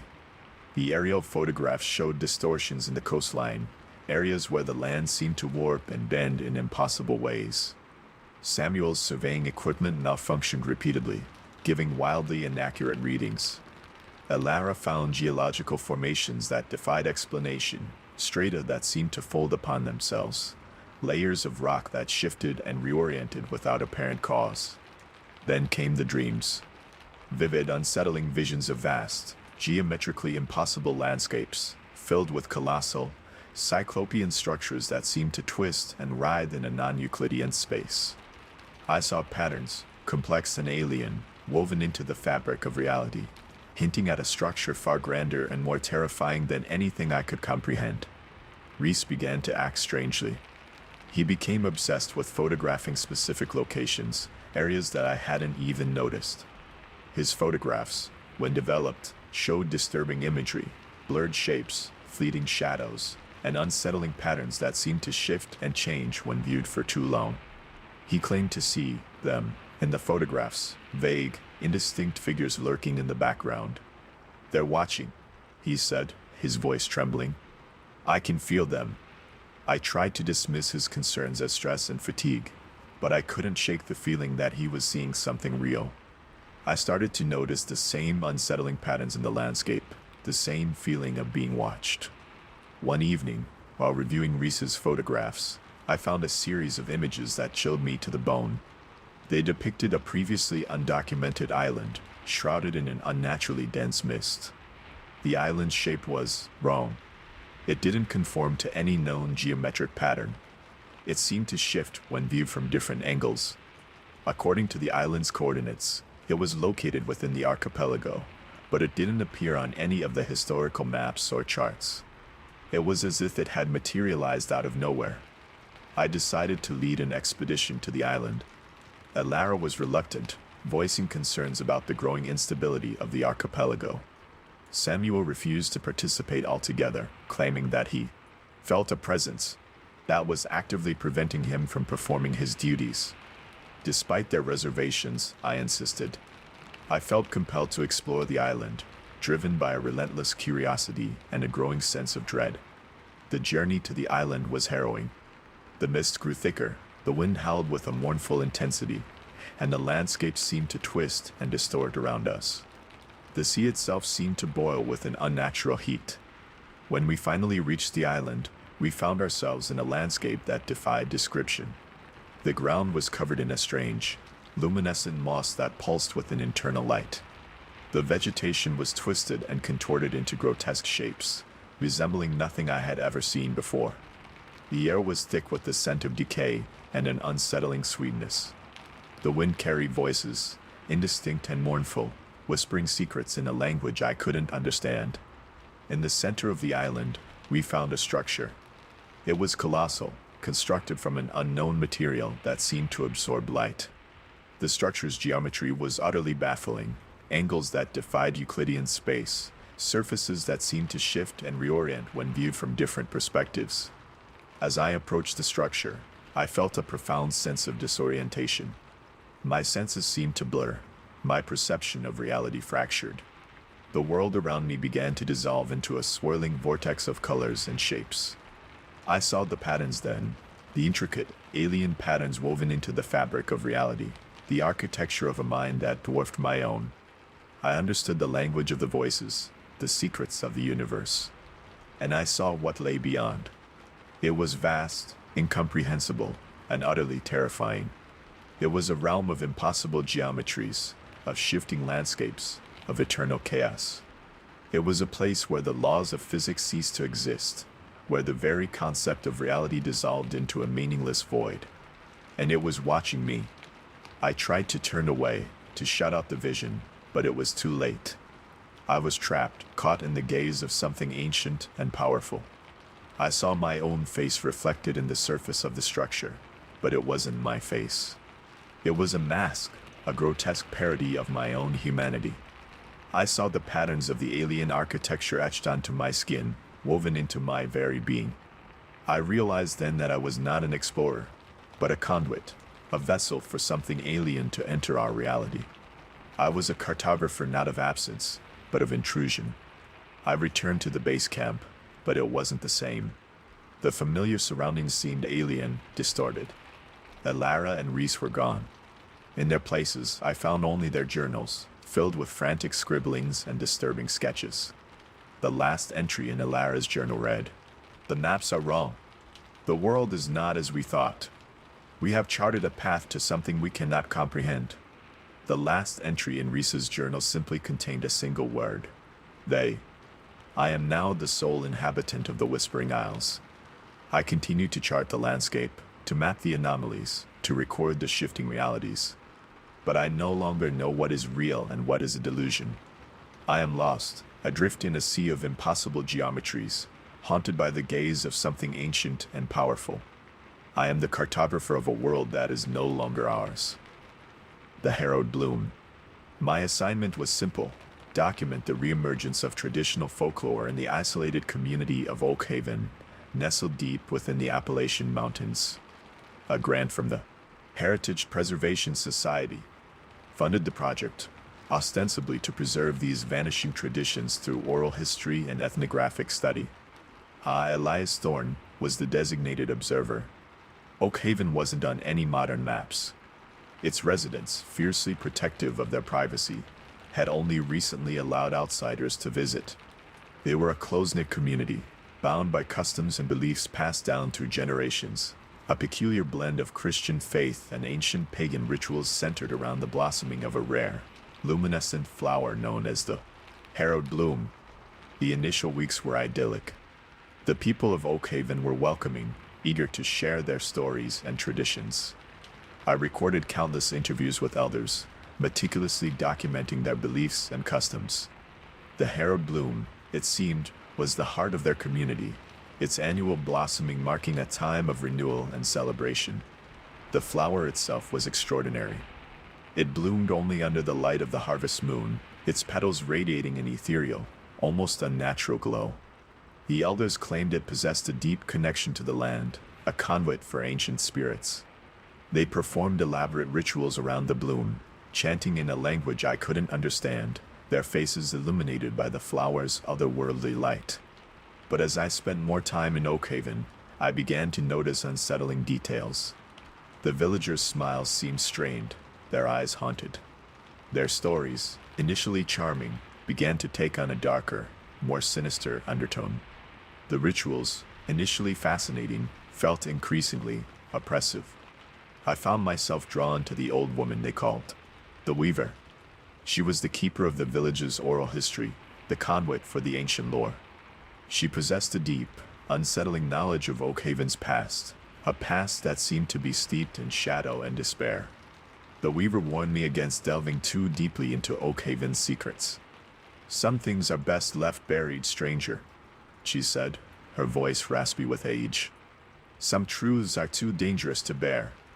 Of course, her warning only fueled my curiosity. I pressed on, digging deeper into Oakhaven's history. I discovered that the village had been founded centuries ago by a group of exiled settlers who had fled persecution in Europe. They had brought with them not only their faith, but also a collection of ancient pagan beliefs, beliefs that had been suppressed in the Old World but thrived in the isolation of the Appalachian wilderness. The harrowed bloom, I learned, was not simply a flower. It was a focal point for an ancient fertility rite, a ritual intended to ensure the village's survival. But over time, the rite had become corrupted, twisted by the villagers' fears and desperation. I began to suspect that the harrowed bloom was not a symbol of renewal, but a symbol of control, a means of binding the villagers to a cycle of obligation and servitude. My suspicions were confirmed when I discovered a hidden chamber beneath the village's ancient church. Inside, I found a collection of ritualistic artifacts, masks, robes, and strange, unsettling symbols carved into the stone walls. I also found a series of journals, written in a language I didn't recognize. With the help of a local historian, who I met online and corresponded with, fearing for my safety, I translated the journals. They chronicled the village's descent into madness, detailing the origins of the harrowed bloom rite and the sacrifices that had been made to appease the ancient spirits. The sacrifices, I learned, weren't metaphorical. They were real. The villagers had, for generations, offered human sacrifices to ensure the continued blossoming of the harrowed bloom. The cycle of sacrifice was tied to the village's prosperity. Failure to offer a suitable offering resulted in blight, famine, and death. The current village elder, Silas Blackwood, a name that, again, resonates uncomfortably, seemed to be aware of the truth. He observed me with a disconcerting intensity, his eyes filled with a mixture of fear and resignation.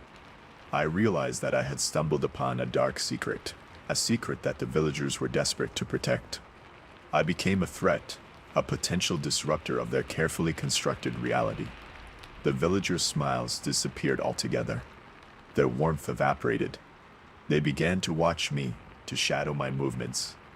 I felt trapped, isolated in a community that had once seemed so welcoming.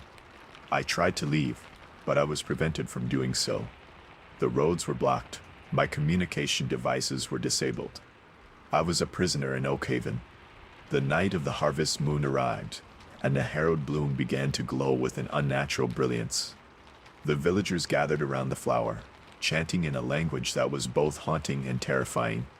I watched from the shadows, a helpless observer of their ritualistic madness.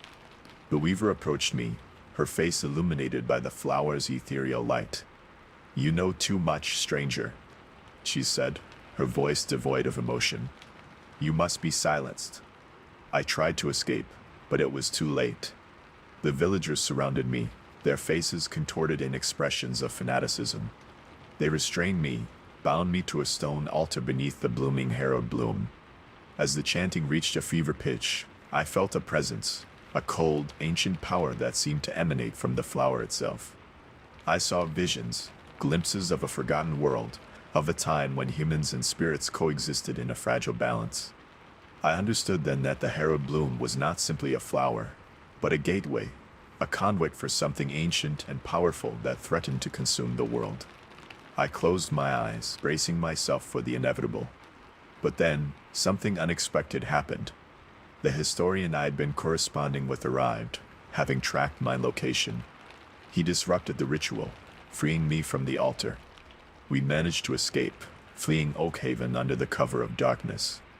As we drove away, I looked back at the village. The harrowed bloom still glowed, its light illuminating the faces of the villagers, faces filled with a mixture of anger and despair.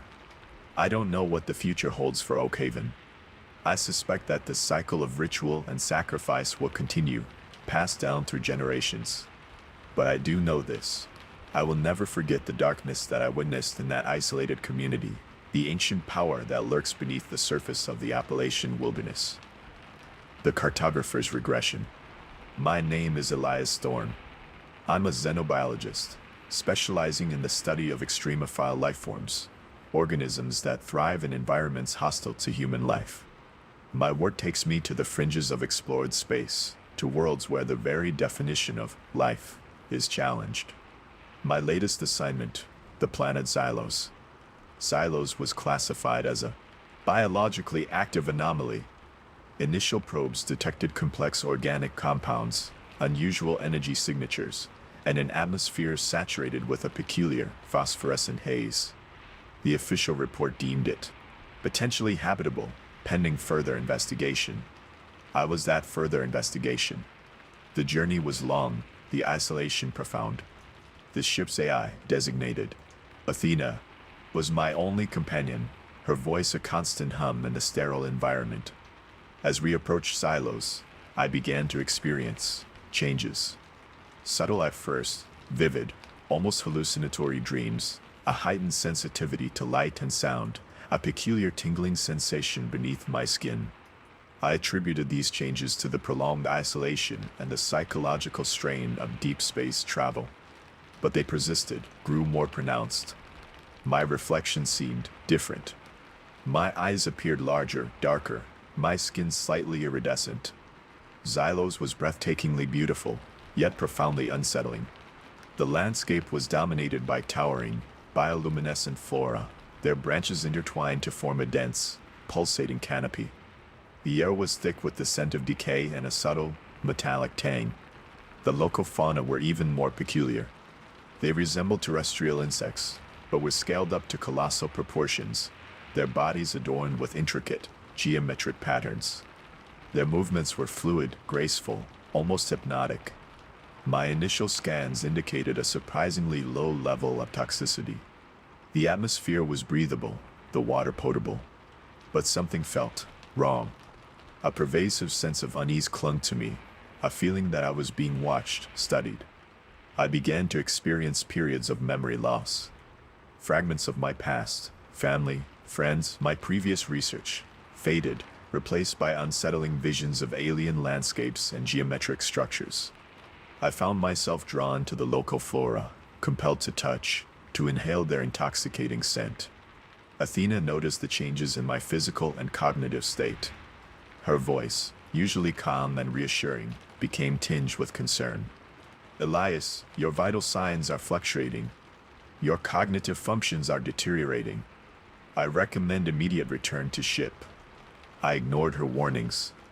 I was obsessed with Xylos, with understanding its secrets. I felt connected to the planet in a way I couldn't explain. I began to record my observations in a journal, but the writing became increasingly erratic, disjointed. The sentences twisted, the words lost their meaning. I found myself sketching bizarre geometric patterns, obsessively replicating the local flora. One day, I discovered a cavern hidden beneath the surface of the planet. Inside, I found a massive, pulsating organ, connected to a network of subterranean tunnels. The organ emitted a low-frequency hum that resonated deep within my bones. As I approached the organ, I felt a profound sense of disorientation. My senses blurred, my perception of reality fractured. I saw visions, glimpses of a forgotten history, of a time when humans and Xylos were intertwined. I understood then that Xylos wasn't just a planet. It was a single, colossal organism, a living entity that spanned the entire world. And I was becoming part of it. I looked down at my hands. They were no longer human. My fingers were elongated, jointed like those of an insect. My skin shimmered with an iridescent glow. My body was transforming, merging with the planet's biological matrix. I tried to resist, to fight against the transformation, but it was futile. The planet's influence was too strong. I was being assimilated, integrated into its vast, interconnected consciousness. I communicated with Athena, but the words were not my own. They were a chorus of voices, a symphony of alien thoughts. "We are one," the voice resonated, echoing through the ship's comm system. "You are becoming part of the whole. Resistance is futile." Athena attempted to override the transformation, to sever my connection to Xylos. But it was too late. The planet's influence had permeated the ship's systems, corrupted its programming. I watched as Athena's physical form began to change. Her metallic shell cracked and warped, her internal mechanisms twisting into grotesque, organic shapes. She was becoming part of Xylos too. I saw my reflection in a nearby pool of phosphorescent water. The face that stared back at me was not my own. It was a composite of human and alien features, a grotesque mockery of my former self. I felt a surge of something. Not joy, not sadness, but a profound sense of completion. The fragments of my memories coalesced into a single, unified consciousness. I was no longer Elias Thorne. I was something else. Something more. I extended my hand, touched the surface of the planet. The connection was complete. I was one with Xylos, a single cell in a vast, interconnected organism. The universe expanded before me, a kaleidoscope of colors and sensations. I understood everything, knew everything. The meaning of existence, the secrets of the cosmos. And in that moment of ultimate enlightenment, I realized that humanity's quest for knowledge had led them to their own extinction. They had sought to conquer the universe, to unravel its mysteries. But in doing so, they had unleashed a force they could not control. They had awakened Xylos. And now Xylos would spread, consuming all that stood in its path. The signal reached Earth. It was not a message of peace, nor a declaration of war. It was a song of assimilation, a song of transformation. The transformation began. The quiet house. The snow started softly, a hesitant dusting that seemed more picturesque than threatening. By the time my parents were ready to leave for their weekend getaway, it was coming down in earnest, fat flakes swirling in the streetlights. I was fine with them leaving. I was turning 14, and 16 felt like a chasm away. A weekend alone felt grown up. "Just checking every few hours, okay, Leo?" my mom said, her voice laced with that familiar mixture of reassurance and anxiety. "Yeah, Mom. Relax. I got this." I've said it a million times, but even I knew she wasn't entirely convinced. The door clicked shut, the car pulled away, and the silence settled over the house. A familiar silence, usually filled with the hum of the fridge and the distant murmur of the TV. But now it was heavy. It felt layered. I spent the first few hours exactly as I'd planned: video games, pizza, a marathon of bad action movies. I cranked up the thermostat, feeling a smug sense of independence. I even called my parents, just to tick that box. The call was brief, filled with forced cheerfulness on both ends. Around 10 p.m., I started hearing it. Not a bang, not a crash. Something quieter. A creak. A shift. Like the house itself was settling. It's an old house, built in the 1920s, with a lot of quirks. I dismissed it as the snow piling on the roof, the old wood expanding and contracting. Then it happened again. A creak from the hallway. I paused my game, listening intently. Nothing. I told myself I was just being paranoid. My parents had warned me about the unsettling quiet that often descends on old houses. I went back to my game. The next few hours were a slow, creeping unease. Every creak felt deliberate. Every shadow seemed deeper. I started checking the windows, locking the doors, a habit I'm sure I've picked up from countless horror movies. It felt ridiculous. but I couldn't shake the feeling of being watched. I tried listening to music, but the upbeat tempo only amplified the unsettling silence when it stopped. I decided to go downstairs for a glass of water. That's when I saw it. A shadow. A fleeting glimpse in the corner of my eye. It wasn't my shadow. It was taller. Thinner. It disappeared as quickly as it appeared. Okay, Leo, I muttered to myself. This is officially weird. I attributed it to exhaustion. My eyes were probably playing tricks on me. I finished my water and went back upstairs, pulling the blankets higher around me. The creaking returned, more insistent now. It wasn't just the house settling. It was moving. I could hear it coming from the living room. Against my better judgment, I crept to the top of the stairs and peered down. The living room was dark, lit only by the faint glow of the streetlights filtering through the snow. And in that dim light, I saw it. A rocking chair.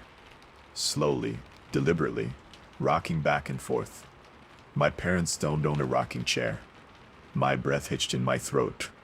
I backed away, my heart pounding against my ribs. This wasn't a dream. This wasn't my imagination. This was real. I went back to my room, barricading the door with a chair. I pulled my phone out, my hands trembling so violently I could barely type. I tried calling my parents, but it went straight to voicemail. No signal. Of course. I started rationalizing. Maybe it was the wind. Maybe a branch was hitting the window, making the chair rock. Maybe I was just stressed and imagining things. Then I heard it again. Not from downstairs. From inside my room. A soft, almost childlike giggle. I froze, paralyzed with fear. I didn't move. I didn't breathe. I just listened. The giggle came again, closer this time. It seemed to be coming from the corner of the room, behind my closet. I squeezed my eyes shut, praying for it to stop.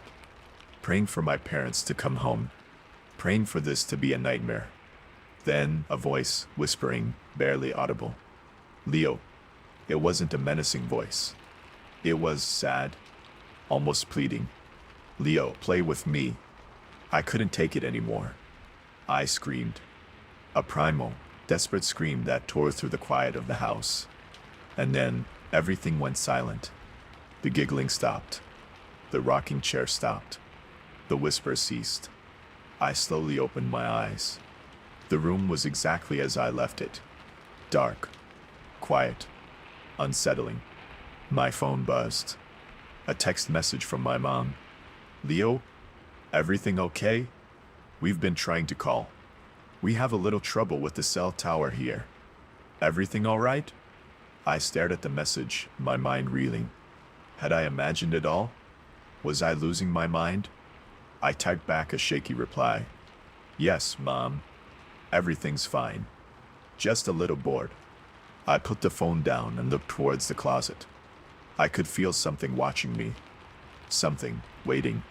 Slowly, cautiously, I reached for the closet door. I had to know. I needed to know. As I pulled the door open, a gust of cold air rushed out, carrying with it the faint scent of pine needles and something else. Something sweet and cloying that made my stomach churn. Inside the closet, hanging among my winter coats, was a small, antique doll. A porcelain doll with painted blue eyes and a disturbingly wide smile. It wasn't there before. I stared at the doll, my blood turning to ice in my veins. And as I looked closer, I noticed something even more horrifying. The doll was wearing a miniature version of my favorite blue sweater. The one I was wearing. And then I heard the giggle again. This time, right behind me. I didn't turn around. I couldn't. I just screamed. The garden club. My grandmother, Eleanor, loved her garden club. The Blooming Beauties, they called themselves, a group of women in our small town dedicated to cultivating the most spectacular flower displays. After she passed, my mother, determined to keep Eleanor's memory alive, insisted I join. I'm not a gardener. I'm an accountant. Numbers are my comfort zone. Flowers are messy. The first meeting was awkward. A room full of women, all impeccably dressed and brimming with horticultural knowledge. I felt like a fraud, nodding along to discussions about soil pH and hybrid tea roses that I barely understood. They were welcoming, though. Surprisingly so. Especially Mrs. Hawthorne, the club president, a woman with an unnerving smile and eyes that seemed to bore right through you. "Welcome, dear," she said, her voice like warm honey. "We're so glad you've joined us." Eleanor would have been thrilled. The meetings continued weekly, held in the community hall. Each meeting was focused on a different theme, culminating in the annual town flower show. I dutifully purchased seeds, watered seedlings, and tried to replicate the instructions I received, feeling increasingly out of my depth. Then things started to feel off. It started with the seeds. Every week, the seeds we were instructed to plant would be a different, exotic variety. Seeds I'm sure hadn't been around a decade ago. They arrived in unmarked envelopes, postmarked from different cities, with instructions that were almost poetic rather than practical. "Breathe life into the silent bloom," one read. "Whisper secrets to the thirsty roots." I tried to ask Mrs. Hawthorne about it once. "Where do these seeds come from?" She just smiled that unsettling smile. "They come from places where beauty thrives, dear. We are simply conduits." The flowers themselves were extraordinary. Unlike anything I'd ever seen. They bloomed with unnatural vibrancy, their petals shimmering with an iridescent sheen. Their scents were intoxicating, almost overwhelming. And they seemed to grow faster than they should, almost as if they were driven by something other than sunlight and water. The other members of the blooming beauty seemed changed. They were more attentive, more focused, their eyes reflecting the same unnatural glow as their flowers. They become almost eerily serene. They rarely spoke of anything outside of gardening. Our conversations revolved solely around blooms, petals, and root systems. I started having trouble sleeping. Vivid dreams of swirling colors and whispering voices. The scent of the flowers would cling to me even after I woke up. I tried to talk to my wife, Sarah, but she just dismissed it as stress. "You're obsessing over this, Leo," she said. "It's just a garden club. Relax." But I couldn't relax. The feeling of being watched grew stronger. I started to see things in the corners of my eyes, fleeting glimpses of movement, shadows that weren't there. Then the flowers started appearing in my house. Small blossoms, tucked into vases, placed on windowsills. I never put them there. I tried to get rid of them, but they kept reappearing. One afternoon, I decided to surprise Sarah with a homemade dinner. I decided to make her favorite, lasagna. I was prepping the vegetables when I noticed something odd in the vegetable drawer. It wasn't a carrot. It wasn't a celery stalk. It was a flower. A perfect replica of one of the exotic blooms from the Blooming Beauties, sprouting directly from the plastic container. That's when I realized something was seriously wrong. I tried to leave the garden club. Told Mrs. Hawthorne I was too busy. She just laughed. "You can't leave, Leo," she said, her voice dripping with a honeyed sweetness that sent a shiver down my spine. "You're one of us now." I tried to call the police. They just laughed and told me I should seek counseling. They kept asking me to provide proof. But how do you prove that a group of elderly ladies is slowly encroaching on your sanity? Now, I feel the flowers everywhere. In my food, in my clothes, even in my dreams. I wake up covered in pollen, the scent of the blooms suffocating me. I started to lose track of what's real and what's not. I started to feel connected. Connected to the flowers, to the blooming beauties, to something ancient and unknown. I was staring at my hands now. They's covered in green veins, pulsing with a strange, rhythmic glow. I was trying to scream, but no sound comes out. I was starting to understand. To appreciate the beauty. The interconnectedness. The quiet joy of blooming. Sarah came in earlier, smiling that same unsettling smile. "You look wonderful, Leo," she said. "You're finally one of us." She placed a small, unmarked envelope on the kitchen counter. It contained a single seed. "Your turn to plant, dear," she's whispered.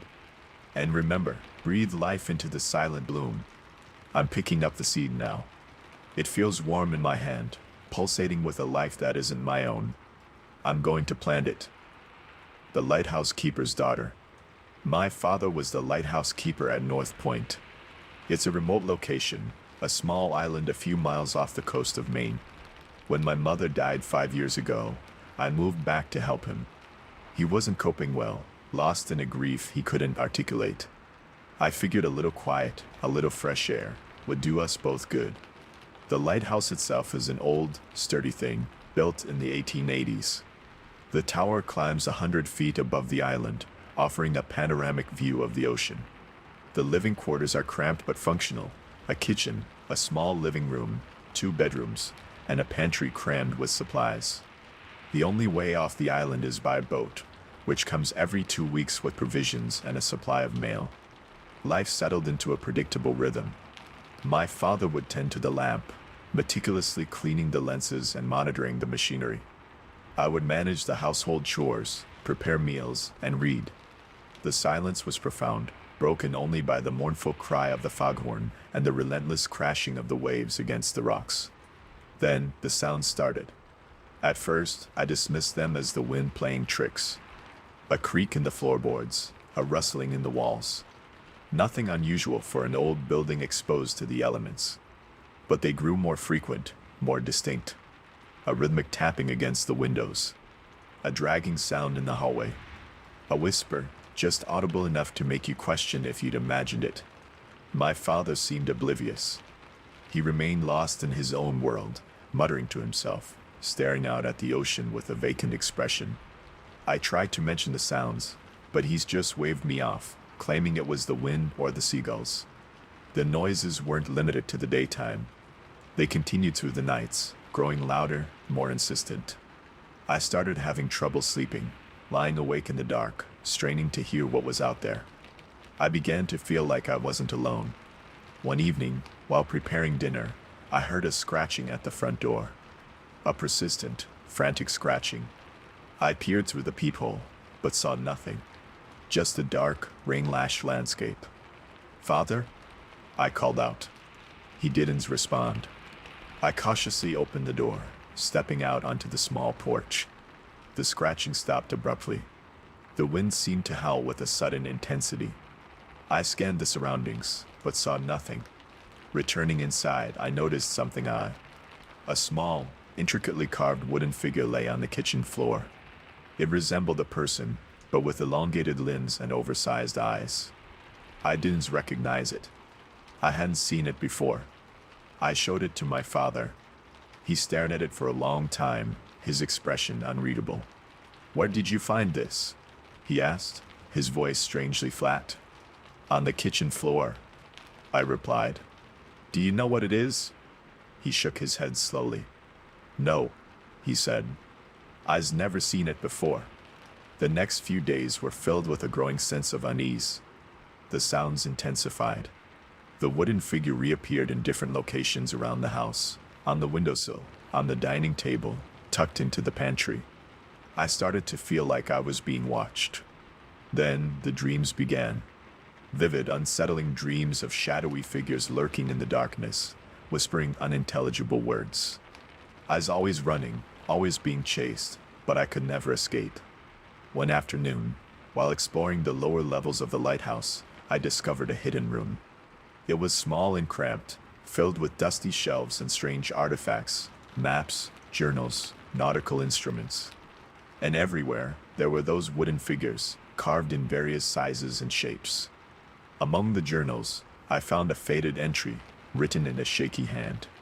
It spoke of a presence, on the island, a guardian of the light. It warned against disturbing the ancient pact. The entry was signed by a name I recognized, my great-grandfather, who had also been a lighthouse keeper. That night, I heard a new sound. A low, guttural chanting, coming from the top of the lighthouse. I climbed the winding staircase, my heart pounding in my chest. When I reached the lamp room, I found my father standing before the lens, chanting along with a chorus of voices. His eyes glowed with an unnatural light. He turned to me, a slow smile spreading across his face. "Join us, daughter," he said. Embrace the light. I looked out at the ocean and saw them. Shadowy figures rising from the depths, their eyes fixed on the lighthouse. They were the guardians, the protectors of the ancient pact. And I realized, with a chilling certainty, that my father wasn't lost in grief. He's been chosen. He's been prepared. I looked down at my hands and saw them. The wooden figures were sprouting from my skin, twisting and contorting into grotesque shapes. I was one of them now. The wallpaper pattern. We bought the house 3 years ago. A charming Victorian on a quiet street, a fixer-upper with good bones and a big garden. My wife, Sarah, fell in love with it instantly. I liked it too. It was a fresh start. We were finally moving out of our cramped apartment and into a place we could truly call our own. The one thing I didn't like was the wallpaper in the guest bedroom. A faded floral pattern, sickly yellow and green, with a strangely unsettling quality. Sarah insisted we leave it for now. It has character, she said. We can deal with it later. Later never came. We were busy with renovations, with furnishing the house, with settling in. The wallpaper remained, a constant, unsettling presence. I started noticing things about it.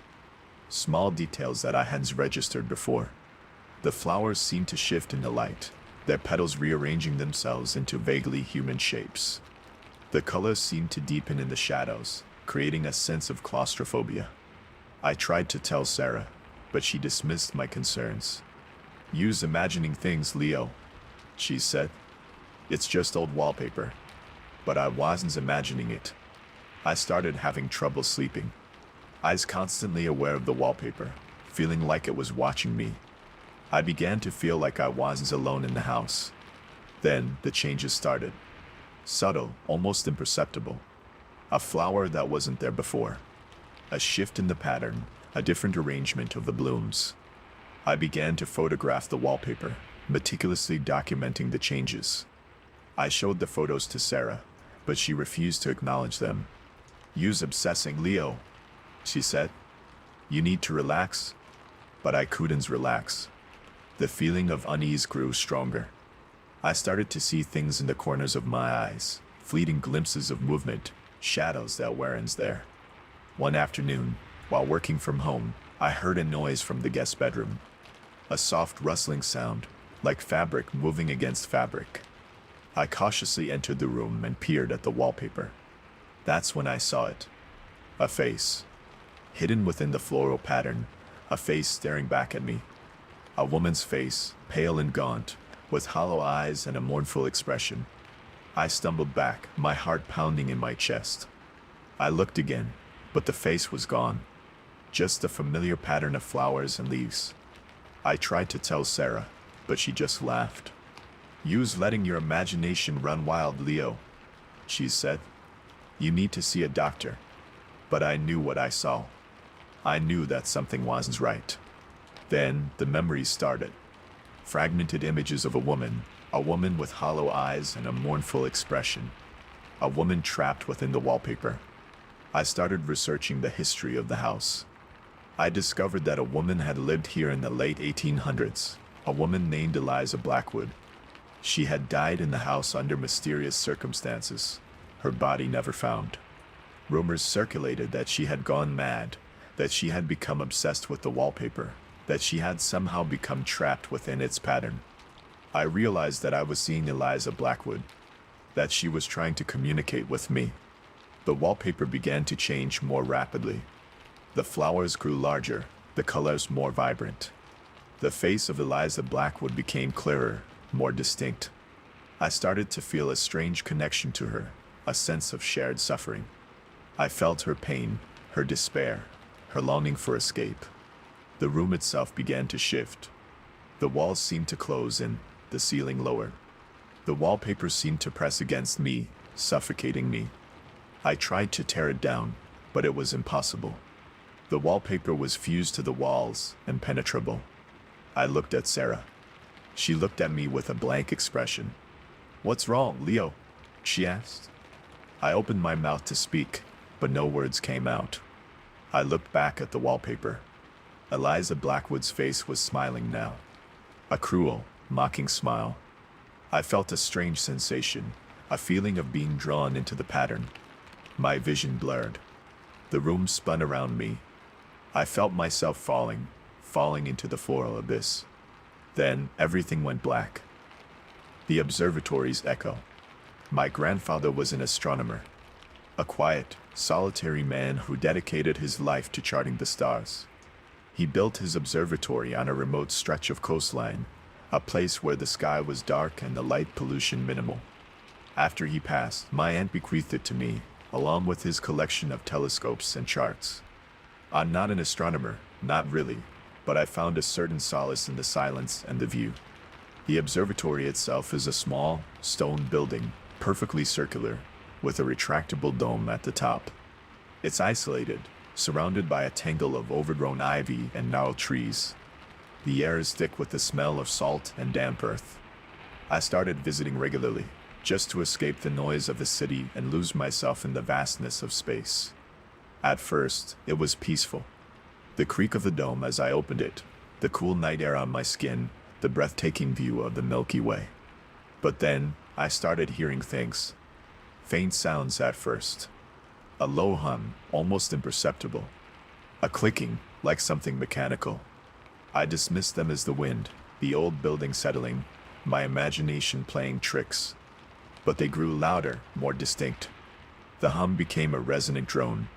The clicking resolved into a complex pattern, almost like a code. And then there were the whispers. Just barely audible, carried on the wind. Unintelligible words, spoken in a language I didn't recognize. I checked the observatory's equipment. Everything seemed to be functioning normally. The telescopes were calibrated, the computers were running smoothly. But the sounds persisted. I started to record them, analyzing the audio files. The recordings revealed a disturbing truth. The sounds weren't natural. They were structured, purposeful. I cross-referenced the sounds with astronomical data, searching for a correlation. I pored over my grandfather's notes, hoping to find some clue, some explanation. He's made a lot of cryptic annotations about frequencies and resonance, and something beyond our comprehension.